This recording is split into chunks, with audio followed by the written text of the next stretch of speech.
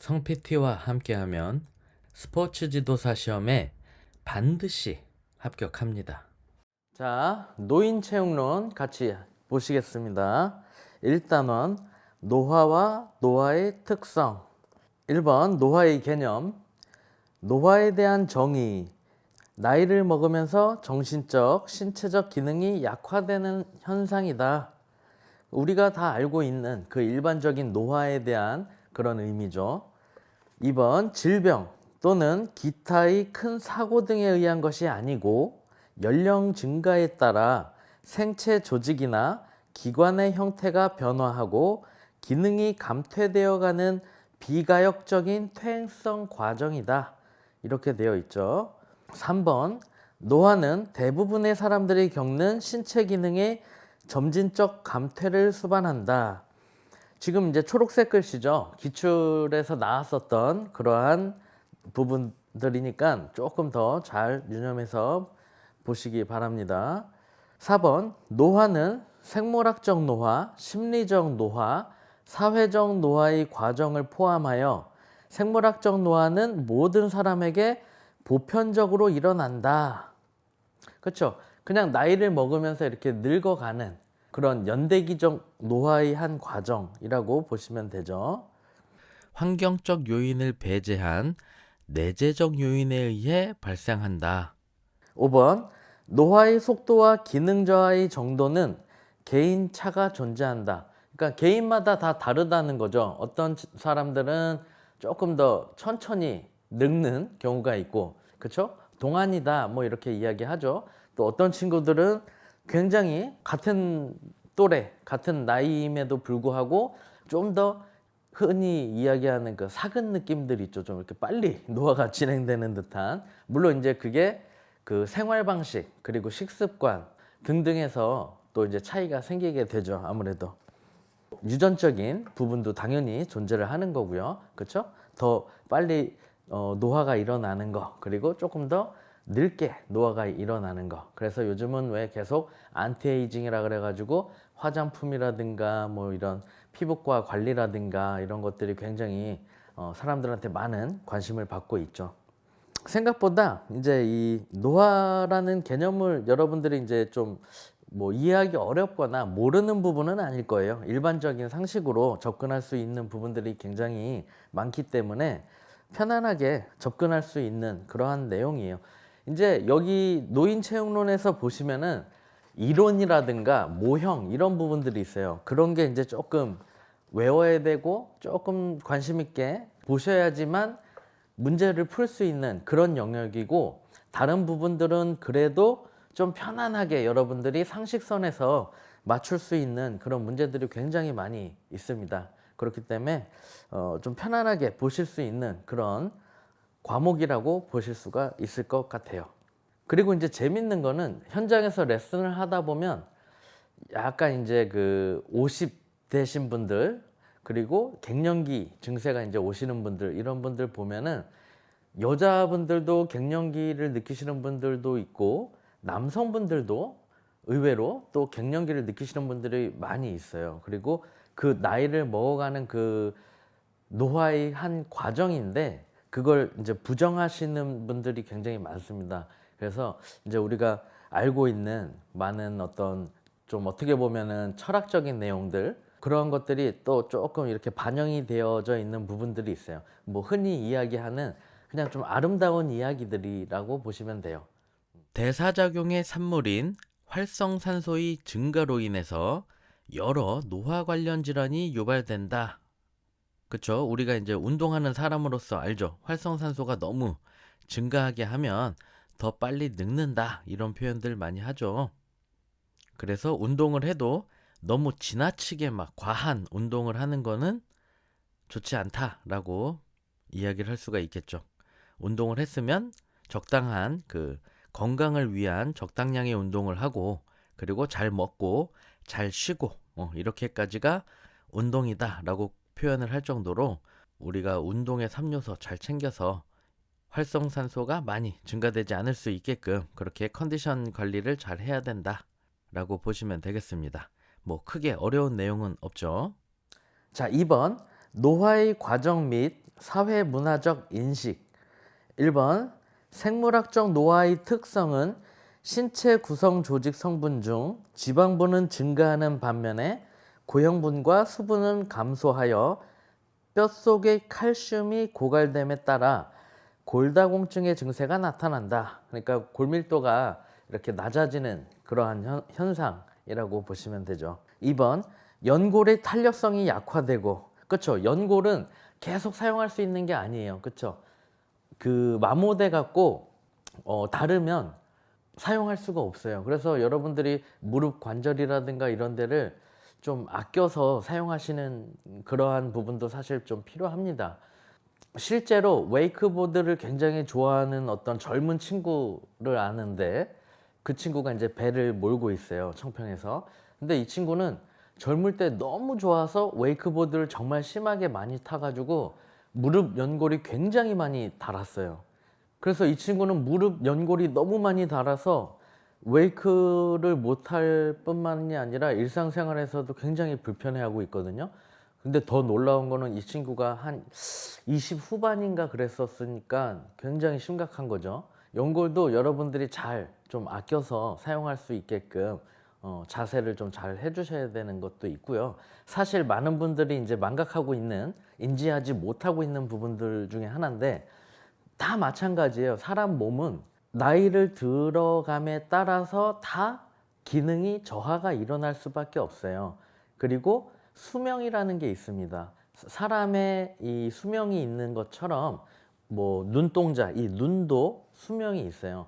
계속 우리가 뭐 계속 이렇게 볼 수 있는 게 아니라 시력도 점점점 감소하죠. 그래서 뭐 가까이 있는 물건이 잘 안 보인다든가 멀리 있는 게 더 잘 안 보인다든가, 그리고 스트레스를 많이 받거나 굉장히 이제 신경적인 어떤 그 과민에 시달리고 하다 보면 시력을 잃게 되는 사례들도 있어요, 심지어.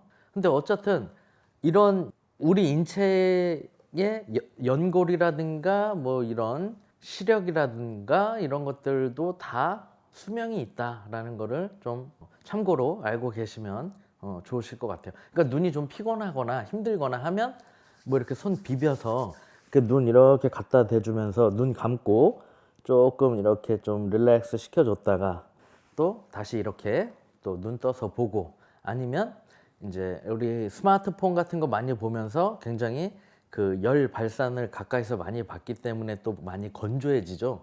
전자장비, 뭐 큰 스크린, TV 이런 것들 굉장히 요즘 대용으로 나오고 하다 보니까 굉장히 눈에도 부담이 또 많이 되고 하기 때문에 대부분 많은 분들이 그 컴퓨터 모니터 많이 보고 해서 안구 건조증 이런 거 아마 많이 있으실 거예요. 그래서 인공 눈물 같은 거 눈에 이렇게 좀 뿌려서 이렇게 넣어주면서 관리하시는 그런 분들도 계시고, 근데 그런 거 굉장히 좋은 겁니다. 그렇게 일종의 사람의 몸도 자동차 부품처럼 수명이 있고 그런 관리가 굉장히 중요하다라는 거를 좀 더 인식하고 그렇게 사용을 하시면 더 오랫동안 건강하게 사용할 수 있지 않을까. 자, 2번 연골의 탄력성이 약화되고 퇴행성 관절염 등의 발생 빈도가 높게 나타나며 젊은이에 비해서 쉽게 골절상을 당할 수가 있다. 그러니까 나이가 들어감에 따라서 젊은 사람들보다 더 골절, 부러지거나 하는 게 더 많아질 수 있다라는 거죠. 골밀도가 감소하기 때문에. 그래서 더더욱 근육 운동, 이런 근력 운동 이런 것들도 굉장히 많이 필요하다라고 잘 인식을 해 주시길 바라겠습니다. 참고적으로 또 조금 더 설명을 드리면 피로골절이라는 것도 있어요. 그러니까 말하자면 작은 어떤 자극이 계속 반복적으로다가 내 어떤 신체의 일부에 들어오게 되면 금이 가는 거예요. 미세한 크랙이 생기는 건데 그걸 피로골절이라고 표현을 합니다. 그것도 골절의 한 증상인 거고 뼈에 금이 가는 거니까 굉장히 불편하겠죠. 그렇죠? 아프고. 그러한 부분도 참고적으로 알고 계시면 좋을 것 같아요.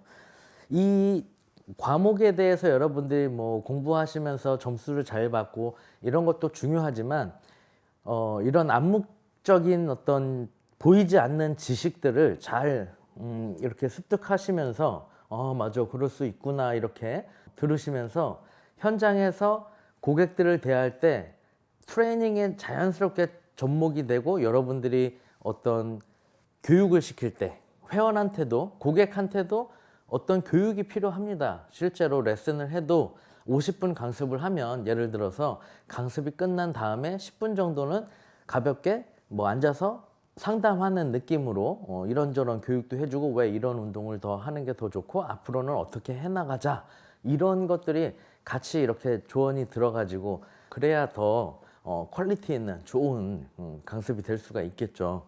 그래서 시험에 합격하는 것도 중요하지만 뿐만 아니라 여러분들의 이런 기본적인 여러 가지 베이스 지식들을 같이 잘 좀 습득을 해 나가시기를 바래요. 3번 노화에 따라 남자는 2.25%, 여자는 약 2.5% 정도 신장이 줄어들고 체중도 감소한다. 그러니까 키가 줄어드는 거예요. 그렇죠? 근데 이제 보면은 남자가 조금 덜 작아지고 여자가 더 많이 작아지네요. 약간. 그렇죠? 그런 차이가 있고 4번 고령화 사회 총 인구 중에 65세 이상의 노인 인구가 7% 이상의 비중을 차지하는 사회를 말합니다. 이게 중요한 부분인데 개념적으로 여러분들이 잘 알고 계셔야 되는 부분이에요. 고령화 사회가 뭐고 고령 사회가 뭐고 이게 똑같은 얘기 같지만 달라요. 고령화 사회하고 고령 사회하고는 다른 개념이에요. 고령 사회는 65세 이상의 노인 인구가 2배가 더 늘어나는 거죠. 14% 이상의 비중을 차지하는 사회를 고령 사회라고 표현을 하는 거예요. 그렇죠? 그래서 고령화 사회는 7%. 그죠? 고령 사회가 되어가는 고령화 사회는 7%인 거고 고령 사회는 14%로 7%가 더 늘어난 거를 이야기하는 거예요. 잘 보셔야 됩니다.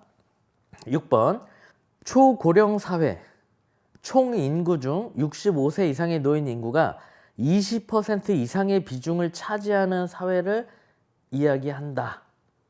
이것도 잘 기억을 해 주셔야 돼요. 20% 초고령 사회 초고령 사회까지 잘 기억을 해 주시기 바랍니다.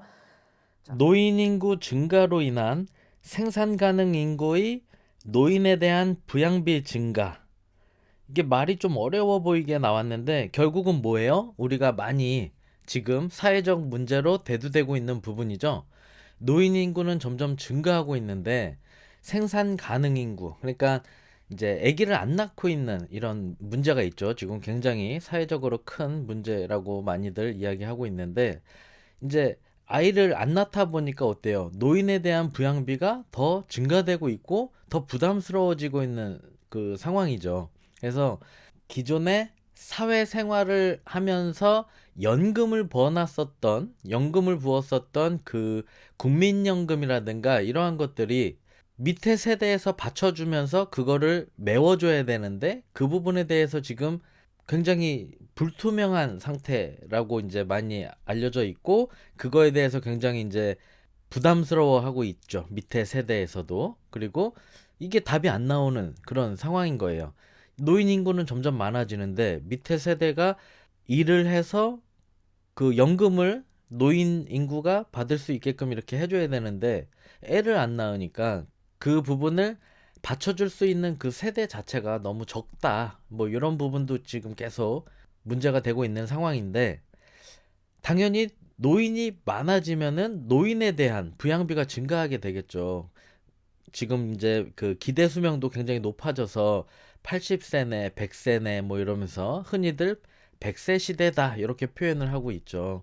그래서 굉장히 큰 사회적 문제다 이렇게 기억을 해주시면 되고 지금 이제 우리나라의 경우 굉장히 이제 심각해요. 우리가 2017년에부터 고령 사회로 들어왔단 말이에요. 그러니까 65세 이상의 노인 인구가 14% 이상의 비중을 차지하는 사회. 그쵸? 이미 2017년도에 14%가 넘었어요. 여기에 나온 자료에 의하면 14.2%가 넘었죠. 그러면서 점점 노인 인구가 증가하고 있습니다. 그죠? 65세 이상의 인구가 14.8%, 15.5% 이렇게까지 늘어나고 있는 상황인데 이게 이제 앞으로 계속 2020년, 2021년, 2022년 뭐 이렇게 계속 쭉 나가지 않겠습니까? 그렇죠? 그건 뭐예요? 초고령 사회로 달려가고 있는 겁니다. 그렇죠? 노인 인구가 20% 이상의 비중을 차지하는 그런 사회가 될 수가 있게끔 되겠죠. 그래서 굉장히 이런 그 문제가 심각하다. 이제 추후에는 초고령 사회에 진입할 쯤 되면은 초고령 사회에 대한 그 문제가 출제가 될 거다라고 저는 감히 예상을 해 봅니다. 65세 이상의 노인 인구가 20% 이상의 비중을 차지하게끔 되면 초고령 사회로 되는 거죠. 그래서 여러분들이 이 기준점을 잘 보셔서 잘 인지하고 있으실 수 있도록 하셔야 됩니다.